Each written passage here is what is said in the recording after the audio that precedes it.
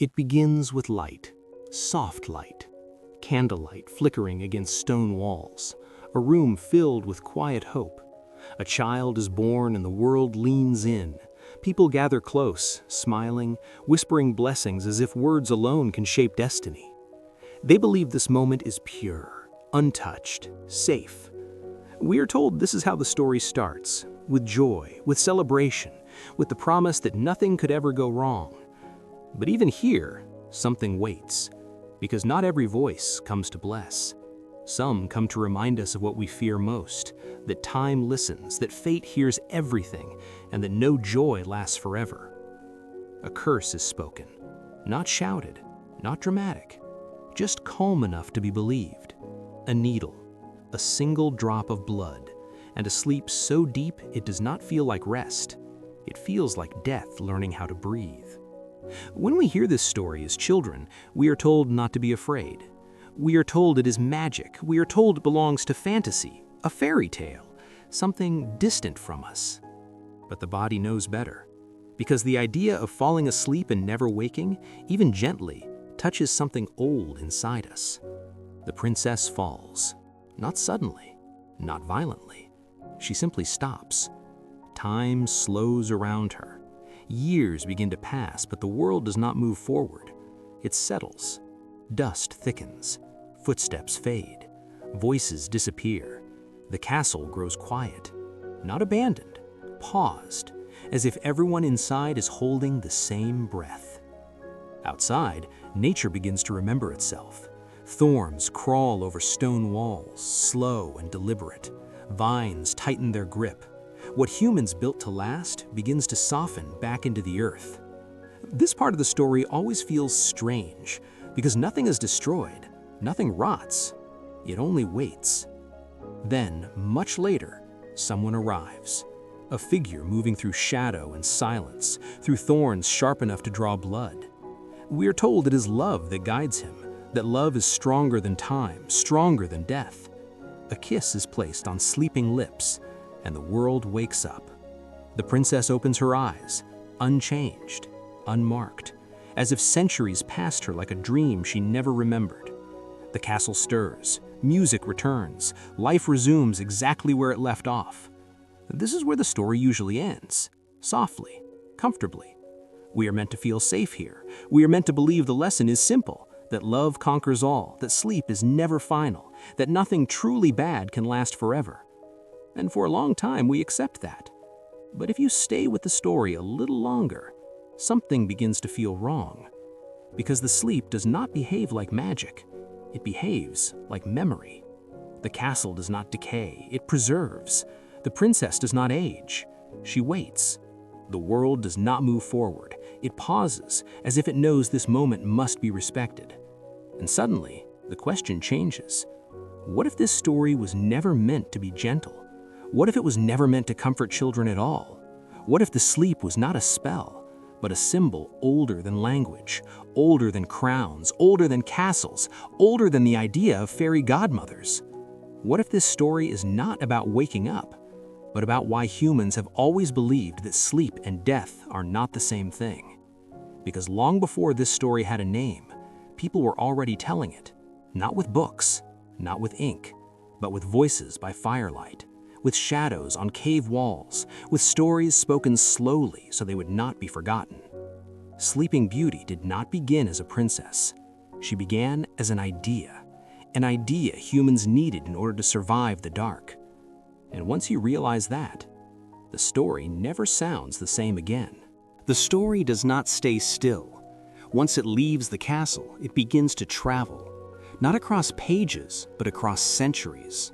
Across deserts where the wind erased footsteps by morning, across rivers that remembered every name spoken beside them, across fires where people gathered, not for comfort, but for meaning. Long before anyone whispered the name Sleeping Beauty, the story was already alive. It moved quietly, changing shape, wearing different faces, but it always carried the same memory. In ancient Greece, they spoke of gods who did not die, they slept. Heroes who fell into long silence, hidden away from the world, waiting for the moment they were needed again. their bodies still, their power untouched. Sleep was not weakness, it was preservation, a way of stepping outside time.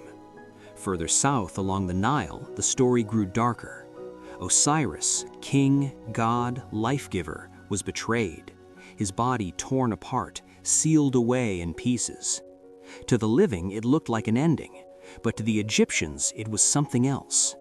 Through ritual, memory, and belief, Osiris returned, not unchanged, but renewed. His stillness was not failure, it was transition. And the people learned something vital from this, that death was not a wall, it was a door. Eastward in the land between rivers, another version waited. Inanna, goddess of love, war, and the sky, she chose to descend into the underworld. At each gate, something was taken from her, a crown, a garment, a symbol of power, until nothing remained. She was hung, lifeless in the darkness, for 3 days. The world above began to fail, crops withered, life slowed, and then she returned, changed, but alive. This pattern appears again and again, different names, different lands, but the same rhythm, a fall, a stillness, a return. These were not coincidences. Ancient people were not copying each other. They were remembering the same truth in different ways. Because 4,000 years ago, people lived closer to cycles. They watched seeds disappear into soil. They watched animals vanish in winter and return in spring. They watched the sun die every night and rise again. They understood something we often forget. Stillness is not absence, it is preparation. Sleep was sacred to them, not because it was pleasant, but because it was dangerous. To sleep was to surrender consciousness, to leave the body unguarded, to drift somewhere unseen. And yet, everyone did it, every night. This made sleep powerful, a small death that could be undone, a rehearsal. When people dreamed, they believed they were traveling, meeting ancestors, hearing gods, receiving warnings. Sleep was a place between worlds. So when stories spoke of a figure who slept for years or centuries, no one laughed. They leaned closer, because they knew that such a sleep meant something important was happening. The sleeping figure was not gone, they were becoming. This is where the meaning of Sleeping Beauty begins to change. She is no longer just a girl in a tower, she is the land itself. She is the field after harvest, bare, silent. She is winter. To ancient people, winter was terrifying, not poetic, not romantic. It meant hunger, cold, death. And yet, winter always ended. The earth slept, and then it woke. This is why so many ancient myths center on sleeping gods, silent queens, hidden kings. They were mirrors, reflections of a world that disappeared and returned. The castle covered in thorns is not decoration, it is protection. In old stories, thorns marked sacred boundaries, places not meant to be entered too soon. The world knew better than to rush rebirth. Time had to be respected, and so the sleepers were left alone, until the moment came. This belief shaped rituals, burial practices, seasonal festivals, sacred calendars. People did not say goodbye forever, they said wait. And slowly, over generations, the stories softened. The gods became symbols, the rituals became tales, and the tale became a fairy story. But the echo never faded, it only hid. Even now, when we hear about a sleep that lasts 100 years, something inside us stirs. Because deep in human memory, sleep has never meant nothing. It has always meant something is coming. The ancients did not ask, will she wake? They asked, when? And that question, more than any spell or kiss, is what carried this story through time. Waiting. That is the oldest echo of all. If you listen carefully, the story begins to change, not in its shape, but in its purpose. Because once the ancient echoes settle, a deeper truth rises to the surface. Sleep was never the end of the story, it was the center. To ancient people, sleep was sacred because it was dangerous, not frightening, but powerful. When the body slept, the soul was believed to wander. It loosened its grip on the world of stone and bone. It moved through unseen places. This is why dreams mattered. They were not distractions, they were messages, warnings, memories, gifts from gods and ancestors who no longer had bodies of their own. To sleep was to step into the unknown and trust that you would return. That trust shaped everything. So when stories spoke of someone sleeping for years, even lifetimes, people understood the weight of it. This was no ordinary rest. This was transformation. The sleeping woman was never meant to be weak. She was chosen. In ancient stories, those who slept deeply were marked, set apart. Shamans entered trances that looked like death. Kings disappeared into ritual silence.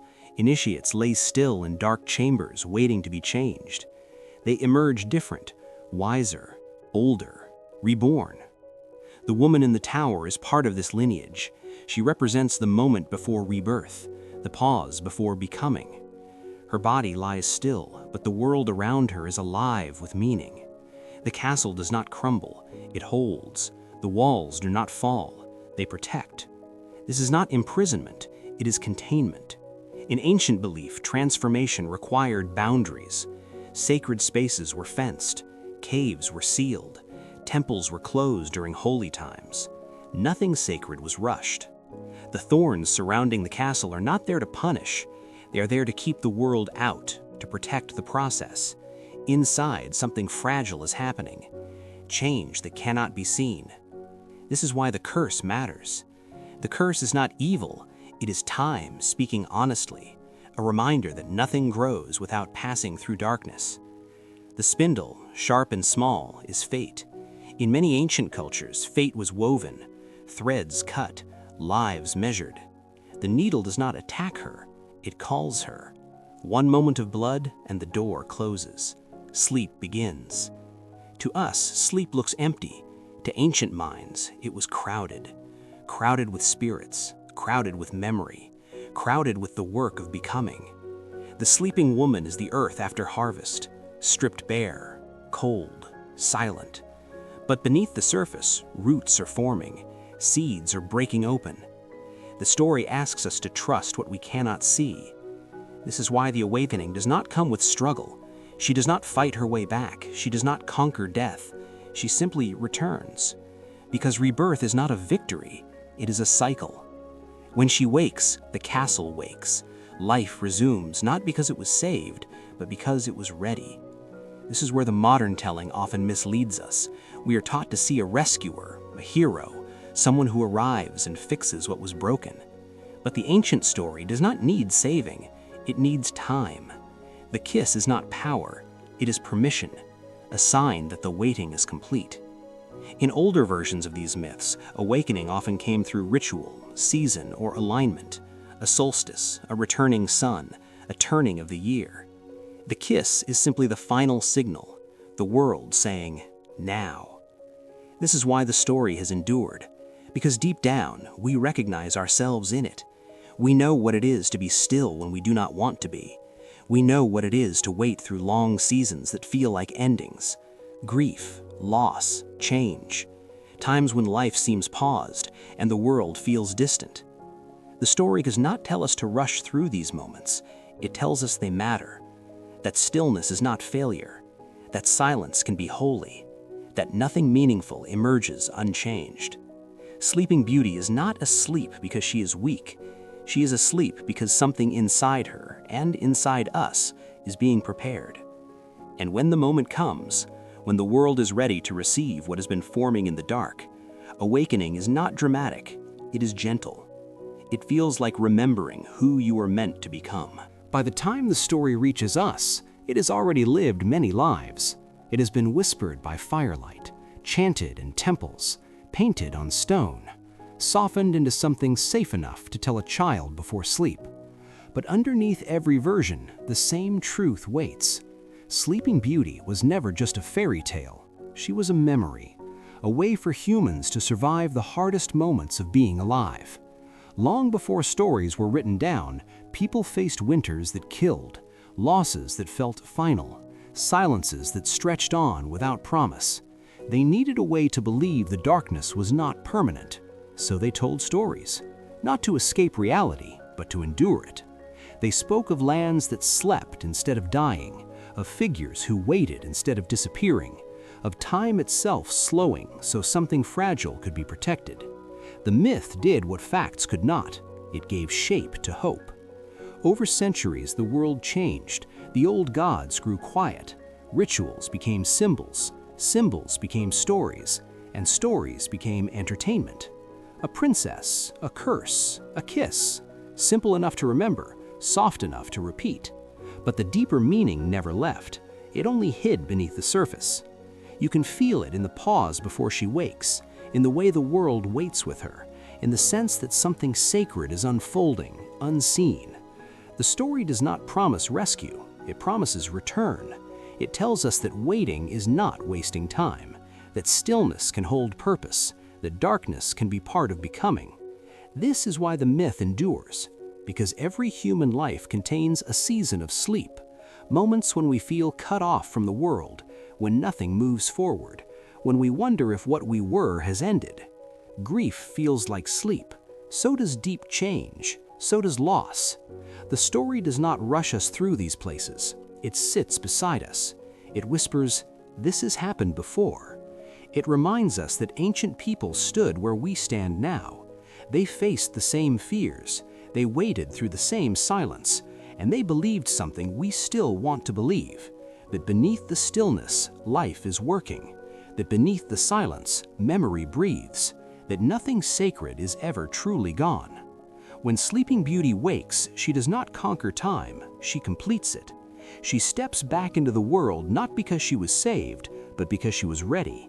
This is the truth beneath the story. It is not about magic, it is about trust. Trusting that the dark has meaning. Trusting that waiting is part of the journey. Trusting that what feels like an ending may be a beginning we cannot yet see. And that belief, quiet, stubborn, ancient, is what carried this story across 4,000 years. It survived empires. It outlived gods. It waited, just like the sleeper at its center.